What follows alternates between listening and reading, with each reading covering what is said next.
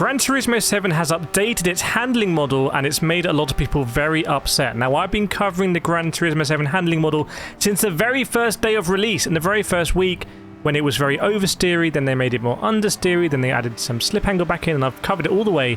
So I'm going to let you know what's actually going on right now. So firstly, braking distances are drastically reduced. That's the 150 there.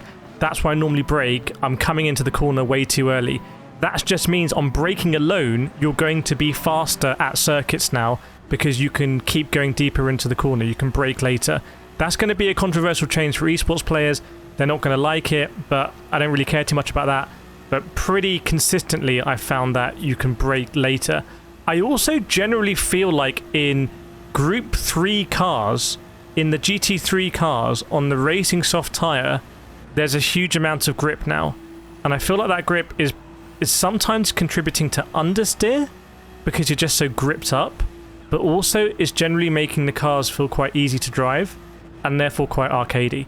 For example, going around the Nordschleife here in the 296 GT3, this should be a like edge of your seat, you know, skin of your teeth experience, but I don't think you need to be as good now to get this done. I remember doing the guide for the circuit experience here, which is one of the hardest things you could do in the game, to get 6 million credits, get all the golds in the BMW M6, quite difficult. In this car, I think you could ace it. So it's made the game easy in that regard. Now, something that's got more difficult, and I'm not sure many people are talking about this, but I'm very sensitive about this because I drive in real life, my background is karting in real life, is curbs. The curbs for me are a lot more unpredictable in these GT3 cars, and there's some moments I've had on the curbs where I've kind of, you know, just nibbled the curb and it's felt like I've got pulled round. Whether I'm actually getting pushed or pulled, it kind of feels like I'm getting pulled in an unpredictable way. Like, it's very common for me to nibble this curb, just kind of bounce off it a little bit and end up on the right side of the track. But I've never had a moment like that before in iRacing or ACC or Evo or whatever, and it was quite a common theme. So interested to hear from you in the comments what you make on the curbs. Now, that's GT3 cars.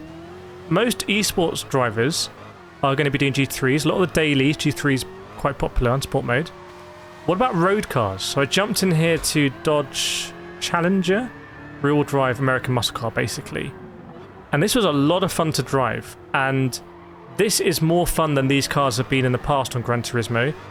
For me in the past, these cars have been quite comical, quite silly in Gran Turismo. They haven't felt as real as in, you know, Assetto Corsa. But now I feel like I can really feel the weight transfer on each of the 4 tyres, and I can feel when they're loaded and I can feel when they're gripped up, and that's really nice. This car feels really sophisticated for me to drive. I think this update has made road cars generally more fun, and that might be road cars or it might also be less grippy tyres. I have a funny feeling that when you're in racing soft in a GT3, you're just massively over gripped. And I've covered, like I said, I've done 4 years of covering updates in Gran Turismo 7. We've had changes before that have, you know, you get knocking sounds in your wheel and whatnot because this is, you have too much downforce, so you cut like bottoming out. Remember there was the update where your cars would jump up and go into space.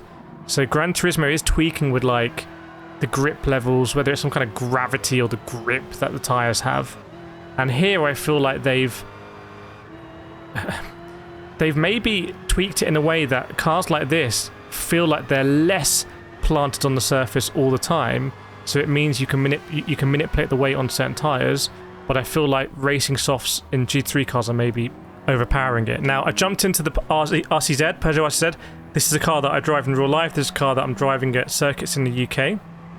And comparing with Gran Turismo, front-wheel drive car, comfort soft tyres if you see, and this car was a lot of fun to drive. I think my feeling of driving this car here is accentuated by the fact the camera's on the roof, and to me that accentuates the feel of the car moving and weight transfer having an effect on the car. And I've been doing a lot of motion sim recently, and I'm not normally a motion guy at all, but I've been doing a lot of motion sim recently, and I'm really tuning into that front and back, like on the slamming the brakes, weight transferring to the front. What does that mean for a front-wheel drive car? What does that mean for my brake bias? I've been really tuned into that. Now, obviously, there's no motion here, but I can feel the weight transfer more in this RCZ, and I actually went to an exterior camera, and this car feels more lively than it's done in the past. This car, as an FF car in the past, I remember I've driven this car at Brands Hatch, and I drove it in GT7 to like really specifically compare what the difference is. I'll link that video at the end. It's a very interesting video. I was having to like drive unnaturally in Gran Turismo 7 by applying all the lock and everything. This feels like I can manipulate it and dance it, and it feels more like a car does in real life. Like, it feels more sophisticated. This actually feels like, I don't want to say less arcadey, but it feels more pliable. Interesting on the lock, in this car I feel like I'm actually using less lock, whereas in like the G3, like the Porsche 911 G3, I'm using noticeably more lock than I was previously. Like, I generally don't mess around with my lock, and in the Porsche I can tell you for free that I'm using a lot more lock. That might be contributing to feelings of understeer, because if you apply the same lock as previous, you're not going to be getting as much rotation, it feels. Now, I jumped into Caterham. This is on sports hard tyres, brand new car, no miles on it. Let's put some miles on this thing. This was a lot of fun to drive, and again, this car's never been in the game before, but you get a really good view here of the front suspension, and you can see that the front suspension is working, and this lines up with my experience of the new update, that in road cars like this, or tyres like that where there's not an obscene amount of grip, you can manipulate the car and feel the suspension and use weight transfer and load up the car on each side, which is a lot of fun. This is going to be controversial, but if you've seen my videos over the years, it might make sense. It feels more like in the Forza Motorsport RIP school of thinking. Forza Motorsport, for me, always felt less understeery than Gran Turismo. For example, Gran Turismo, if you're in a GT3 car and you're going around Parabolica at Monza, what do? You brake, you trail, you get the car on lock, rotating, you coast to get max rotation, because you know that as soon as you get on the power, unless you're in some mad combination of car, like I did in the Aston Martin 1, or that supercar, but generally when you get on the power, you're just going to understeer on the exit, because you're going to feel like you're on rails. So you have to allow the car to rotate, and so when you get on the power, the rail that you're on is not going to exceed track limits. Now, that's just the Gran Turismo way of thinking since past, like, for example, the first week. I don't even remember the first week of Gran Turismo 7. The first week of Gran Turismo 7, the cars were quite light and were easy to oversteer, and you ended up losing a load of time because you weren't really getting traction. The car was, like, sliding around, and then you almost had to, in an arcadey way, get the car lined up and then retraction up, and then you got a bit more margin before you would oversteer again. And I recommended people just make the cars more understeery or drive like FF cars, because oversteer was costing a load of time. As we come into Parabolica here, you'll see, not the best example because racing, but, you know, coasting, and then when you get on the power here, there's no oversteer drama, and I think that's been accentuated in this car with the tyres here, because the tyres are so grippy, it's not allowing me to oversteer. It's just like, it's pushing me out. So let me know what you think in the comments if you've been driving this. It's a really interesting update. I feel like they've introduced way too many things. The throttle feels nicer, the weight transfer feels nicer, but the grip of the racing soft tyres means that it's just easier.